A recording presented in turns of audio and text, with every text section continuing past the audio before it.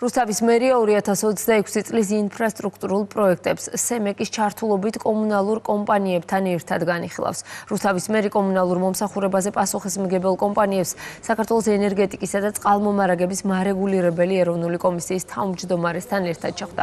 შეხვედრაზე 2026 წლის საინვესტიციო პროექტები განიხილეს და მუნიციპალიტეტსა და კომპანიებს შორის კოორდინირებული მუშაობის გეგმა დასახეს.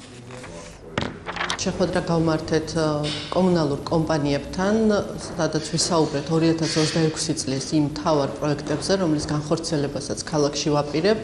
მნიშვნელოვანია განსაკუთრებით წყალმომარაგების კუთხით გაგრძელდეს სამუშაოები და ასევე ყველა იმ პროექტის ფარგლებში მათი ჩართულობით კიდევ უფრო ეფექტიანად და ვადებში შევასრულოთ ის პროექტები, რომელსაც დავიგეგმებით 2026 წელს. მოწესრიგებულად პროექტების განხორციელება გულისხმობს ზუსტად იმას, რომ გამოიცვალოს მიწისქვეშა კომუნიკაციები და შემდეგ მუნიციპალიტეტმა მოაწესრიგოს მიწისზედა ინფრასტრუქტურა.